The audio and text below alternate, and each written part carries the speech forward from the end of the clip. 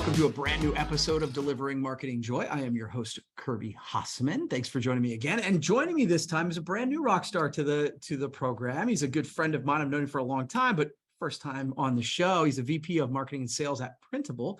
Mitch Silver, thanks so much for joining me, man. Hey, Kirby, thanks for having me. I'm a huge fan. You're part of my Wednesday every morning driving to work, so I'm glad to be finally a guest on your show. Absolutely, man. I'm really excited to dig in. And I want to dive into sort of your company. So your company's consistently been on ASI's best places to work, as well as PPB's greatest companies to work for. So I wanted to ask you, what are the key elements of creating a positive company culture like you guys have there at Printable?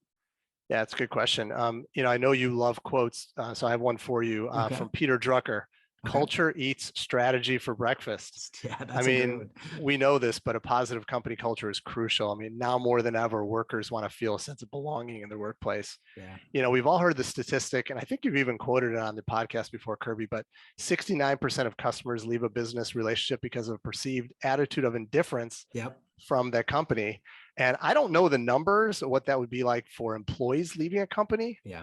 But I know that there's a number of ways that we can make sure employees don't feel indifferent towards our company. Yeah. So for example, and this is the most basic 101, it's expressing gratitude and appreciation. Regularly. So easy to do, but in a recent employer survey, 66% of employees said they would leave a job because they didn't feel appreciated. And that's a big deal. At Printable, we really work hard to do a number of things to build a culture of appreciation for our employees.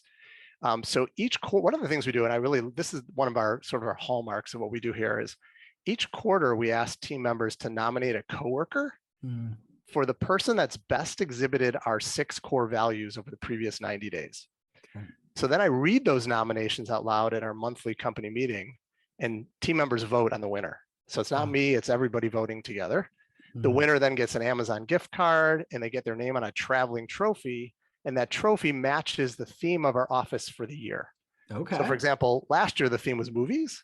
So what else? But the traveling trophy was the stuffed dog from Something About Mary, wrapped in bandages. You get to sign your name. I was going to go with an Emmy or something. Right, but you were thinking Oscar, weren't you? Right. I had to throw you off in there. So it's really fun because then at the next month's company meeting, everyone that was nominated but didn't win gets to spin this prize wheel that we have. And the prize wheel is filled with like gift cards from Amazon and Target and Chipotle, and there's a mystery gift on there. And people just love that because everybody gets a chance to win something if you get nominated. So there's a lot more nominations because everybody knows what's at stake. And then the third month of the year, when we have these company meetings, unrelated to that, we draw names of coworkers. And I'm required to say 3 things I appreciate about you. And you pick somebody and you say 3 things you appreciate about them. And we go around until everybody's been covered. Yeah. And it's a technical thing, but I like to call it a warm and fuzzy. Yeah. And people really love that. And I think it's just such a great feeling when the meeting's over and you've had people just share things they really like about you out loud publicly. Yeah, I love that. We've not done it that organized, but I do find that it is great because it's not just an appreciation piece from the boss, it's appreciation from your coworkers. And I do think that the other thing that popped in my head, Mitch, is I've talked about an appreciation gap in the workplace. And what I mean by that is I think if you ask a lot of leaders, they'll say, oh yeah, I show appreciation all the time. And if you ask a lot of the workers that work at the same place, they're like, no, I don't feel appreciated. There's a gap. And I think that by being intentional, like you're talking about doing, it really does change the culture and, just how fun it is to work at any organization. Yeah, I totally agree with you. And I think there's one last thing that's missing. And for anyone on the leadership teams that are listening to your podcast, one of the simplest things you could do is if you get copied on an email where someone on your team has a really positive interaction with either a customer or a vendor, take that email, forward it to the group distribution list and say, look at how kick-ass someone is doing at their job. Like it's so easy, yet so simple and so powerful. And I think it just says wonders about the leadership if you're willing to do that. Yeah, I love that. Okay. That's really good stuff, man. Right there. We could be done, but we're not. And so I want to talk about, I always like knowing what people are working on, what gets them fired up. So what's a project you're working on right now that has you totally fired up and why? I am so fired up right now. I've been doing this for 25 years, but there's still something that just got me really excited recently. And that's the prospect of creating a print on demand shop for my clients. Okay. So until recently, this whole idea of print on demand and someone wants a one-off, like we would run the other way because the paperwork and the process, I mean, everybody listening knows what that's like. It's so cumbersome. It was terrible. But recently with some technology advancements and with some supplier partnerships, I think the dream of being able to set up a shop and offering the client a chance to get one of something is amazing. I mean, the technology advanced such that we're able to do that now. So Okay. especially nowadays with so many employees working remotely, people don't have extra space in their garage. No one wants to store this and pick, pack, and ship and send it to the one person that says they want something in the Seattle office. Like, no thanks. But so now we've got this technology. Someone comes to us and says, hey, I'm a nonprofit, or I'm alumni association, or I'm a school, and I want to create a one-off shop for my contingencies or for my constituents.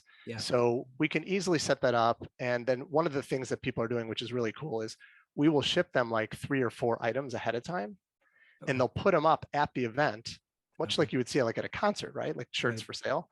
And then they have iPads or tablets on site with a link that goes directly to the shop we've created. So people can actually order them standing at the booth. That's cool. And then 10 to 15 days later, the product show up on the doorstep. So that's got me pretty fired up.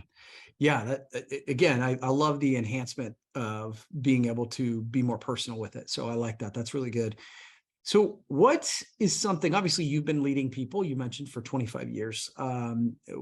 What's something you recommend people start doing today to make their life, whether it's their personal life or their business life, what's something they can do to make it better? You know, the first thing I think of when I think about making life better is like some sort of personal change. Like to me, that's always, I mean, I think business all the time, but I think there's, you know, we spend so much of our time outside of the workplace that I think working on personal goals is really a big deal. So, you know, and I would say, you know, I like quotes just like you like quotes. So here's one of my favorite newish quotes, I should say. Motivation gets you started, habit keeps you going. Right? So I think when it comes to getting started with anything that's considered to be a big endeavor, ultimately it's the habits that we form that give us the best chance of success, right? If we don't have the habits, we're not going to get to that goal line. So for example, over the past year or so, I've become extremely motivated to work out and be careful what I eat. And as a matter of fact, I think it's not too bold to say I'm probably in the best shape of my life right now, which is nice. Kind of surprising. Good for you. But that's amazing. But that did not come easy at all. I'm sure most of your listeners know once you hit 40, man, it is a challenge to work on your physique. It's a real uphill battle, but I started building habits. You know, I brush my teeth every morning. I wash my face every morning. So why couldn't I add in a few push-ups and a few sit-ups and a few tricep extensions and a few bicep curls? And when you start to do that over time, you know what happens? You build habits. So, you know, my analogy would be like, Kirby, how do you eat an elephant? One bite at a time. One bite at a time, right? It's not a dad joke. And by the way, I don't recommend eating an elephant, so no hate mail going out to anybody. But if you're doing 4 exercises each morning and that's too much, just do 1 exercise a morning. Right. Keep adding on slowly. So start doing 5 push-ups. And if that's too much, do 4 push-ups. So I think the same thing goes for eating smarter. You know, anyone that knows me knows that I love chocolate chip cookies. Like it's my total kryptonite. But I haven't deprived myself of them. You know, instead of eating them after every dinner, I only eat them after every other dinner. So it's small changes. Little changes. So I think, all kidding aside, I think, you know, you don't have to give up things entirely to see progress in your physique. Just eat pizza or pasta 1 less day per week. You know, so slowly you'll start to see the changes and you'll build those habits that it takes to be successful. That's super good advice, Mitch. And it's funny because I kind of did the same thing with treadmill. I convinced myself to go get on the treadmill and I would just walk. I'll watch ESPN or whatever it is. I'm just going to walk. It's no big deal. And then over time, after you do it over and over again, you're like, maybe I'll jog during the commercials. And now, you know, candidly, it feels very weird if I don't work out in the morning because it's become so routine for me. It's become that habit. And, you know, we all have those habits and routines in our morning or whatever. And most of us just don't do it intentionally. And so I think that's great advice. All right. Final question for you, bud. You and I we've gotten to know each other this way, but we've attended quite a few industry events together. So why do you take time out of the office to invest in your business that way? You know, that's a good question because it is a lot of time. I mean, between you add in the travel and then the attending an event and the back home and then missed opportunities at work and trying to follow up with that stuff. But for me, Kirby, it's really all about the relationships. In this industry, so much of my daily work revolves around helping others and seeking help, that these people that I meet and reconnect with at these events, like, they're the folks I rely on the rest of the year. Yeah. For other distributors I meet, like you, for example, it's sharing best practices, it's looking for advice on product sourcing, and talking about what's really involved in running a modern promotional products business. I get you. Shout out to SKUcast there. Yeah, right. I had to give a shout out to Bobby. Yeah. It's funny, technically we're all in the same industry, but when you start to talk to other distributors, it's fascinating how many different business models are out there, right? Yeah. Company stores, drop ships, selling to a specific vertical only, offering tens of thousands of products versus just a limited catalog of products. And the list goes on and on and on. But it's the same industry, different ways to skin a cat. And talking to these people at these events, I learn and I grow because I share and they share back. The law of reciprocity, right? And for the suppliers that I meet at these events, it's like knowing who to call when you have new project research, getting advice on a project, or really, frankly, calling in a favor if you need it for either pricing or production related issues. And who couldn't use more help on that issue? Yeah, right. God knows I can.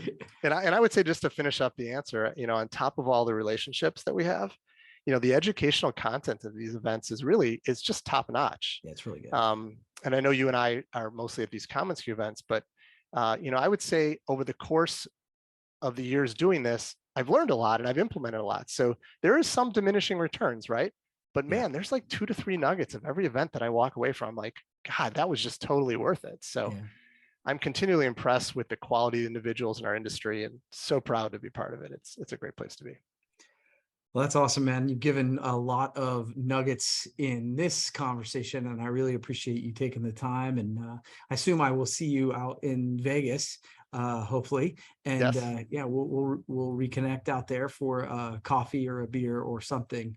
Always enjoy chatting with you, man. So thanks for taking the time. Yeah, thanks so much for having me, buddy.